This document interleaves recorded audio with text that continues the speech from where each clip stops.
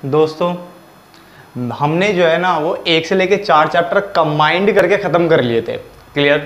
इस वीडियो में हम आपका स्वागत करते हैं, ठीक है ना। फिर भी वहाँ अगर कोई भी क्वेश्चन रह गया हो, अगर आपको लगता है कि मैंने कोई क्वेश्चन छोड़ दिया है, तो मुझे कमेंट बॉक्स में लिख के भेज देना, ठीक है ना। मैं लास्ट में एक एक्स्ट्रा क्वेश्चन का एक पूरा बंडल करा दूंगा, जिसमें अगर कोई क्वेश्चन रह जाता तो सब वहीं डाल दूंगा, और कुछ और भी अगर कोई क्वेश्चन बनता हो तो मैं अपनी तरफ से भी डाल दूंगा। क्लियर। तो लास्ट में एक्स्ट्रा वाला एक पोर्शन कर लेंगे। क्लियर हो गया ना। चलो अब एक नया चैप्टर स्टार्ट करते हैं। बहुत सारी बुक्स ऐसी हो सकती है या फिर टीचर्स ऐसे हो सकते हैं जो कि मनी और बैंकिंग यानी मुद्रा और जो बैंक वाला जो चैप्टर है उसको एक साथ करा दें, मगर अगर बुक्स में देखा जाए ना तो ज़्यादातर बुक्स में ये अलग अलग होता है चैप्टर। मुद्रा अलग है और जो बैंकिंग जो चैप्टर है ना वो अलग है, ठीक है, बैंक वाला चैप्टर। तो अब पहले मुद्रा वाला बात कर रहे हैं। चैप्टर का नाम मुद्रा है, वैसे मनी है, मैंने लिखा हुआ है मुद्रा एवं मुद्रा की पूर्ति, ठीक है। तो आप भी ये लिख सकते हो, ठीक है। मनी एंड क्या है, मनी सप्लाई की हम बात करेंगे, नहीं सप्लाई ऑफ मनी। क्लियर है। तो मनी और मनी सप्लाई वाले चैप्टर को स्टार्ट करते हैं। तो हम ये चैप्टर देखो कहाँ से कहाँ लेके जाने वाले हैं। हम ये उस टाइम से लेके जाएंगे जिस टाइम पे पहले मुद्रा होती ही नहीं थी, यानी लोगों को यही नहीं पता होता था कि पैसा है क्या चीज। क्लियर।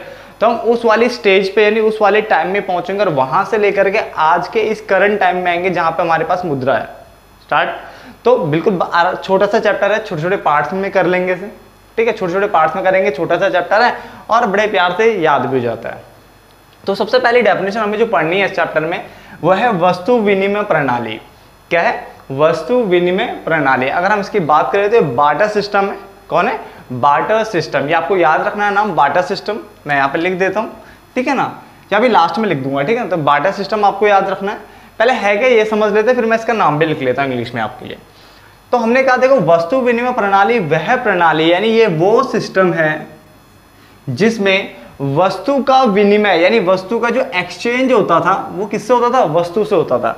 यानी अगर आपको कोई वस्तु खरीदनी है तो इसका मतलब क्या हुआ, आप एक ऐसे बंदे को ढूंढोगे जिससे आप वो वस्तु खरीद सकते हो और ऊपर से उस बंदे की भी वो जरूरत होनी चाहिए जो आपके पास है। जैसे एग्जांपल देता हूं, सपोज करो आपके पास गेहूं पड़ा हुआ है। क्या पड़ा हुआ है? गेहूं पड़ा हुआ है और आपको चावल लेना है, ठीक है। देखो मैंने क्या वर्ड बोला, आपके पास गेहूं है, गेहूं आपके पास है और आपको जो जरूरत है वो चावल की है, ये आपके पास नहीं है। तो सपोज करो ये आप हो, ठीक है। आपने क्या करा, आप एक ऐसे बंदे को ढूंढोगे या फिर एक मैडम को ढूंढोगे जो भी है, ठीक है ना। मान लो मैं मैडम बना लेता हूँ एक, ठीक है, ये हमारी मैडम है और इस तरह से मैंने मैडम बनाया। आपने बोला ना एक टांग बनाई है, वो एक के ऊपर एक ऐसे करके बैठी हुई है मैडम, ठीक है ना। तो ये मैडम ऐसे करके बैठती है, हमने इसलिए यहाँ पे ऐसी तरह से बनाया है, एक ही के ऊपर एक टांग रखी हुई है ऐसे करके। ये हमारा, ये आप हो गई, लड़का हो गया, ठीक है ना। अब इस बंदे के पास गेहूं है मगर इसको चावल चाहिए, तो ये क्या करेगा, एक ऐसे बंदे या एक ऐसे मैडम को ढूंढेगा, एक ऐसे व्यक्ति को ढूंढेगा जिसके पास क्या हो, इसके पास क्या है, गेहूं की नहीं है और चावल है। तो ये एक ऐसे बंदे को ढूंढेगा जिसके पास क्या है, वो गुड्स हो जो उसको चाहिए। तो उसको चावल चाहिए, तो चावल किसके पास है? इसके पास है। हमने कहा बिल्कुल ठीक है। और इसको गेहूं चाहिए, तो गेहूं तो इसके पास है। तो यानी ये इसको गेहूं दे सकता है और ये इससे क्या ले सकता है? चावल ले सकता है। बात समझ गया? गेहूं देगा और चावल लेगा। तो यही है एक्सचेंज करना, इसको क्या कहते हैं? एक्सचेंज करना। तो हमने बोला है बार्टर सिस्टम क्या है, यानी बार्टर सिस्टम क्या करें तो ये वो सिस्टम है जिसमें गुड्स का एक्सचेंज किससे होता था? गुड्स से होता था। यानी गुड्स का एक्सचेंज गुड्स से होता था। और मैंने क्या बोला, यहाँ पे एक व्यक्ति को क्या करना था, अपना गुड्स दूसरे को देना और दूसरे से जिसकी जो तुम्हें जरूरत है वो तुम्हें लेना है। अब सपोज करो, मान के चलो ये यही मैडम थी, बट इनके पास ना चावल नहीं है, इनके पास तो बाजरा है। तो फिर क्या आप इनके साथ एक्सचेंज कर सकते हो? नहीं कर पाओगे। तो मैडम को तो उसकी जरूरत का सामान मिल जाएगा बट आपको थोड़े ना मिलेगा, तो फिर आप करोगे ही नहीं। तो सोचो कितना कठिन होता हो कि एक ऐसे व्यक्ति को ढूंढना जिसको तुम्हारे वाले गुड्स की जरूरत हो, तुम्हारे वाले वस्तु की जरूरत है और तुम्हें उसके गुड्स की जरूरत हो। बहुत ज्यादा कठिन है। देखो सोच के भी देखो कितना ज्यादा कठिन काम था उस टाइम गए। क्योंकि ऐसा तो हो सकता है कि मान लो जैसे मैंने कहा गेहूं उसके पास है, इसको गेहूं नहीं है, तो ये एक्सचेंज कर लेता, बट अब इसको भी तो जरूरत है चावल की, बट चावल इसके पास है ही नहीं, तो क्यों करेगा भाई वो एक्सचेंज? तो फिर वो देगा ही नहीं इसको। तो सोचो तो कहाँ कहाँ दर दर भटकना पड़ता था एक एक्सचेंज को करने के लिए। क्लियर? तो ये उस टाइम का समय था जहाँ पे मुद्रा नहीं थी। तो हमने क्या बोला, वस्तु विनिमय प्रणाली वह प्रणाली है जिसमें वस्तु का विनिमय, या विनिमय मतलब एक्सचेंज होता था, वो वस्तु के साथ होता था। क्लियर? अर्थात इसके अंतर्गत एक वस्तु को खरीदने के लिए, यानी एक वस्तु अगर आपको खरीदनी है तो दूसरी वस्तु होगी विक्रेता को देनी पड़ती थी। यानी अगर आपको एक वस्तु खरीदनी है तो दूसरी वस्तु आपको विक्रेता को देनी ही पड़ेगी। एक वस्तु लो, दूसरी वस्तु दो। क्लियर? इसलिए इसे वस्तु के लिए वस्तु विनिमय अर्थव्यवस्था, ये नाम आप याद रखोगे पहला, वस्तु के लिए वस्तु विनिमय अर्थव्यवस्था, या इसको वस्तु अर्थव्यवस्था भी कहते हैं दूसरा। ठीक है ना? तो आपको वस्तु के लिए वस्तु विनिमय अर्थव्यवस्था ऐसा पूछेगा तो भी आप बोलोगे एक ऐसी है, इससे अभिप्राय उस अर्थव्यवस्था से जिसमें क्या होता था, वस्तु के बदले वस्तु का क्या होता था, विनिमय होता था। क्लियर? ये उस प्रणाली की बात कर रहा है। तो एक नाम देखो, मेन नाम तो ये है ही, मेन में तो ये है आपके पास, यानी वस्तु विनिमय प्रणाली आपको याद रखना है। उसके अलावा वस्तु के लिए वस्तु विनिमय अर्थव्यवस्था, ये भी आपको याद रखना है, और वस्तु अर्थव्यवस्था, ये भी आपको याद रखना है। इंग्लिश में इसको सीसी कमोडिटी कहते हैं। सी मतलब सीसी अर्थव्यवस्था कहते हैं, सॉरी, यानी सी का मतलब क्या होता है, कमोडिटी। कमोडिटी को हिंदी में कहते हैं वस्तु, तो वस्तु अर्थव्यवस्था ये मैंने लिखा ही हुआ है। तो सी का मतलब क्या, कमोडिटी। क्या? Commodity, COMMODITY, commodity. तो आपको कमोडिटी भी या वर्ड याद रखना है, कमोडिटी इकोनॉमी, यानी वस्तु अर्थव्यवस्था। तो पेपर में टीचर पूछ सकता है सीसी इकोनॉमी क्या होती है, तो आप बोलोगे ये वस्तु अर्थव्यवस्था है, ये एक ऐसी प्रणाली होती है जिसमें वस्तु का विनिमय वस्तु से होता है। इसलिए मैं इसमें टाइम लगा रहा हूँ क्योंकि इसमें काफी सारे नाम हो रहे हैं। क्लियर? जो मेन वाला नाम था वो भी मैं लिख देता हूँ कहीं पे, यहाँ अभी हटा देता हूँ, सीसी इकोनॉमी एंड ऑल। ठीक है ना? और मैं यहाँ लिख देता हूँ, इसको हम कहते हैं बार्टर सिस्टम। क्या कहते थे? Barter system of exchange. तो बार्टर सिस्टम ऑफ एक्सचेंज। तो बार्टर सिस्टम भी आप खाली बोल सकते हो।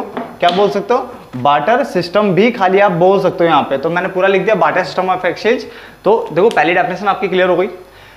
वस्तु विनिमय प्रणाली वो प्रणाली है जिसमें वस्तु का विनिमय, वस्तु का लेन देन वस्तु के साथ होता था। अर्थात इसमें एक जो बंदा है वो अपना गुड्स एक ऐसे व्यक्ति को देता है और जिसको उसके गुड्स की यानी उसकी वस्तु की जरूरत है, और फिर उस व्यक्ति से वो वस्तु ले लेता है जिसकी उसको जरूरत होती है। क्लियर? इसको वस्तु अर्थव्यवस्था भी कहते हैं, वस्तु के लिए वस्तु विनिमय अर्थव्यवस्था भी कहते हैं, सीसी इकोनॉमी भी कहते हैं, और अगर बार्टर सिस्टम भी आगे लिखा तो बार्टर सिस्टम भी आपको पहचानना है। क्लियर? तो हमने पहली डेफिनेशन में काफी अच्छा टाइम लगाया क्योंकि हमारी एक जरूरी भी थी डेफिनेशन याद करना। तो उसको कंप्लीट करते हैं, छोड़ते हैं, आगे चलते हैं। वस्तु विनिमय प्रणाली की कठिनाइयां जो कि पेपर में पूछी जा सकती है। क्या पेपर में चारों पूछी जा सकती है? बिल्कुल हाँ, चारों पूछी जा सकती है, बट जरूरी है वो चार हमेशा पूछे नहीं, ऐसा नहीं है। वो किसी एक के ऊपर आपको लिखने के लिए दे सकता है, यानी सिर्फ एक पोर्शन भी आ सकता है कि बताओ इसमें दोहरे संयोग की जो है आवश्यकता होती थी जिसका होना बहुत कठिन होता है, इसको समझाओ भाई। तो सिर्फ एक को समझाने के पर्पज से भी क्वेश्चन आ सकता है। क्लियर? तो फटाफट से पढ़ लेते हैं चारों कठिनाइयां क्या है। इनको मैं एक्सप्लेन करूंगा भी, टेंशन मतलब इनको एक्सप्लेन करूंगा। पहले एक बार नाम याद कर लेते हैं। पहला है, इसमें दोहरे संयोग की आवश्यकता होती है जिसका होना अत्यंत मुश्किल होता है। दोहरा संयोग मतलब वही ये दोहरा संयोग है, यानी इसमें दो ऐसे व्यक्तियों की जरूरत पड़ती है जिसको इसको अगर उससे गुड्स लेना है तो यानी इसके पास भी एक ऐसा गुड्स होना चाहिए जो उसको चाहिए। बात समझ गया ना? इसने तो उससे ले लिया तो इसको भी तो कुछ देना है, तो इसमें दोहरे संयोग की आवश्यकता होती थी जिसका होना बहुत ज्यादा कठिन होता था। तो पहला तो बहुत आसान है। नंबर 2, मूल्य का संचय। अब देखो आप यार आज के टाइम पे ना अगर आपके पास पैसे होते हैं ना तो आप लंबे टाइम के लिए इसको सेव करके रख सकते हो, उसमें कीड़े थोड़े ना पड़ेंगे, ठीक है ना, वो खराब थोड़ी ना हो जाएगी। मगर जो वस्तु है, अगर आप मान लो आपने एक क्विंटल टमाटर उगा लिया आपने अपने खेत में और आप चाहते हो अभी मुद्रा है नहीं, आप करो नहीं मैं तो उसको 4-5 साल के लिए आप स्टोर करके रखूंगा, तो पॉसिबल ही नहीं है।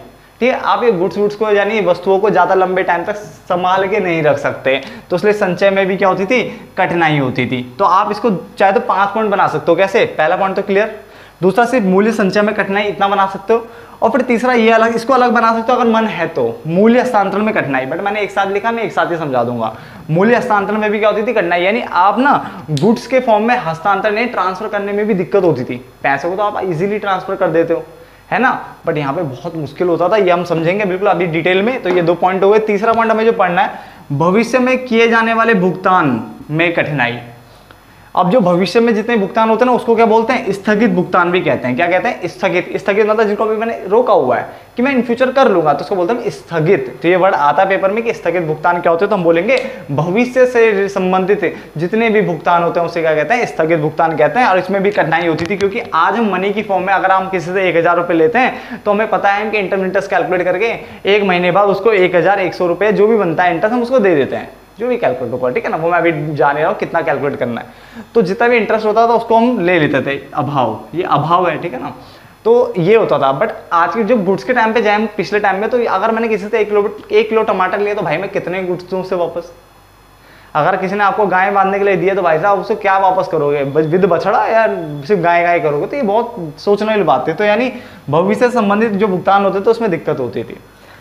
साथ ही साथ विनिमय की सामान्य इकाई का अभाव, सामान्य इकाई रह गया यहाँ पे, इकाई लिख लेना,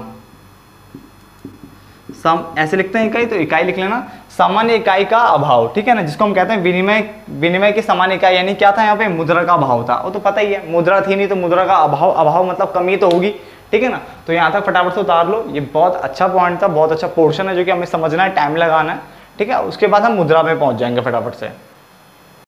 तो आगे देखिए, सबसे पहला जो हेडिंग हमारा वो है आवश्यकताओं का दोहरा संयोग। क्या है, आवश्यकताओं का दोहरा संयोग। आप चाहे तो वही लिख सकते हो जो मैंने आपको बताया था कि इसमें दोहरे संयोग की आवश्यकता होती है जिसका होना अत्यंत मुश्किल होता है। क्लियर? बट हम शॉर्टकट में लिख रहे हैं, शॉर्टकट हमारा है आवश्यकताओं का दोहरा संयोग, ठीक है। तो आप भी लिख लीजिए फटाफट से आवश्यकताओं का दोहरा संयोग। चलो पढ़ते हैं फटाफट से क्या है इसके अंदर। वस्तु विनिमय प्रणाली के अंतर्गत दोहरे संयोग की आवश्यकता होती है, ये मैंने आपको बता दिया था, जिसका होना अत्यंत क्या होता है, कठिन होता है। क्लियर?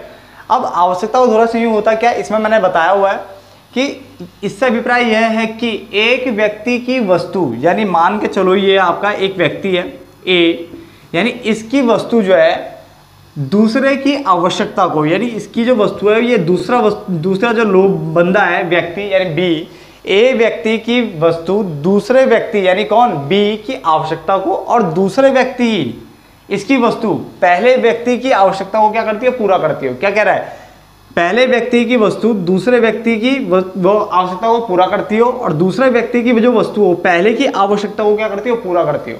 क्लियर? तो उसको हम क्या कहते हैं, दोहरा संयोग कहते हैं, नहीं क्या है, दो तरफा का संयोग। क्लियर? अब इसका एक एग्जांपल जो मैंने लिखा है, एक्चुअली क्या है, ये वीडियो मैंने ये जो पार्ट था ये वाला पार्ट, ठीक है, इससे पहले का तो ऑलरेडी ठीक है, ये वाला पार्ट मैं दोबारा शूट कर रहा हूँ क्योंकि मैंने जब इसको सेव किया तो वो सेव नहीं, वो फाइल उड़ गई है, तो दोबारा मुझे बनाना पड़ रहा है, इसलिए ऑलरेडी ये साइन लगे हुए मिल रहे हैं आपको, ठीक है ना। चलो कोई नहीं, बना लेते हैं बार बार। उदाहरण के लिए पढ़ लेते हैं। देखो क्या लिखा है, अमर के पास गेहूं है, ठीक है। थोड़ी देर के लिए मैं एक अमर बना लेता हूं यहाँ पे, इस तरह से यहाँ पे मैं लिख देता हूं। सपोज करो ये अमर है और इसके पास क्या है, गेहूं है, और इसके पास इसको चावल की जरूरत है। इसके पास गेहूं है बट इसको चावल की जरूरत है। क्लियर? दूसरा देखो मैंने क्या करा, तो उसने मान लो कोई दूसरा बंदा कोई भी है, ठीक है ना, उसे एक ऐसे व्यक्ति की तलाश होगी, यानी एक ऐसे व्यक्ति को ढूंढेगा जिसके पास गेहूं ना हो बट उसे चावल भर भर के रखा हो उसके पास। क्लियर? तो ये क्या करेगा, ये बंदा इसको दे देगा गेहूं, ये गेहूं दे देगा। क्लियर? और इससे क्या ले लेगा, चावल ले लेगा। तो इन दोनों का जो दोहरा संयोग था वो कंप्लीट हो जाएगा। क्लियर? तो वही लिखा हुआ है, अमर के पास गेहूं है बट चावल नहीं है, तो वो एक ऐसे व्यक्ति को ढूंढेगा जिसके पास गेहूं ना हो, ठीक है, यानी गेहूं की जिसको जरूरत होगी, और चावल तो भर भर के होगा। तो ये दोनों आपस में क्या कर देंगे, एक दूसरे की आवश्यकताओं को पूरा कर लेंगे, यानी जिससे दोनों की आवश्यकताएं पूरी हो जाएगी। मगर इसका होना अत्यंत बहुत ज़्यादा क्या होता है, मुश्किल होता है। ऐसा क्यों बोलते हैं, इसलिए बोला जाता है क्योंकि आप देखो ना कि एक तो ये तो प्लेन एरिया है, दिल्ली जैसा जगह जो जगह है वो प्लेन एरिया है, तो यहाँ पे भी सोचो कितने घरों में उसको भटकना पड़ता होगा उस टाइम पे जब लोग भी कम होते थे, और अपनी आवश्यकताओं को पूरा करना होता होगा, क्योंकि देखो सामने की जरूरत को भी देखना है कि उसकी जैसी जो उसको चाहिए वो तुम्हारे पास भी होना चाहिए, तो बहुत मुश्किल होता था। इवन अगर आप पहाड़ी इलाकों में जाओ वहाँ तो और बुरा हाल है, क्योंकि सोचो ना, एक तो वहाँ तो और भी कम लोग रहते हैं, एक पहाड़ पे गिने चुने 10-12 लोग, और एक गुड्स को एक्सचेंज करने के लिए, अपनी जरूरत को पूरा करने के लिए कितने पहाड़ बेचारा दिन भर में घूम जाता होगा और कितना टाइम वेस्ट होता होगा। तो सोचो ये वस्तु विनिमय प्रणाली ने कितना बुरा हाल वहाँ पे कर रखा था। क्या आज के टाइम पे वस्तु विनिमय प्रणाली पूरी तरह खत्म हो गई है? नहीं, अभी भी नहीं खत्म हुई है। गाँव में अभी कुछ जगह पे ऐसे हैं जहाँ पे अभी भी क्या है, काम करवा लेते हैं, उसके बदले वस्तु में क्या दे देते हैं, उसको भुगतान करते हैं। तो गलत है, उसको पैसे देने चाहिए वैसे, ठीक है ना। चलो उसकी बात बाद में करेंगे। अभी हमने ये पोर्शन पढ़ लिया पहला वाला, ठीक है, जिसमें हमने दोहरा संयोग खत्म करा। अब हम बात करेंगे जो आगे के 3 और हैं, बट वो अगली वीडियो में करेंगे, ठीक है ना। तो आपको अगर हमारी ये वाली वीडियो अगर पसंद आई तो प्लीज़ इसको लाइक शेयर करना ना भूले, और हमारे चैनल को सब्सक्राइब करना ना भूले। साथ ही साथ देखो इसमें इकोनॉमिक्स का कंटेंट आपको मिल ही रहा है। इसके अलावा अगर देखो डिफरेंसेस में डालता रहता हूँ, फिर भी अगर आपको कोई डिफरेंस चाहिए हो जो मैंने अभी नहीं डाला हो तो आप मुझे कमेंट बॉक्स में लिख के भेज सकते हो, चाहे वो फिर history, civics, geography, business studies से रिलेटेड हो, आपका इकोनॉमिक्स से रिलेटेड हो, मुझे आप भेज सकते हो, मैं आपको उसका डिफरेंस लिख करके दे दूंगा। क्लियर? तो मिलते हैं फिर नेक्स्ट वीडियो में, तब तक के लिए धन्यवाद दोस्तों।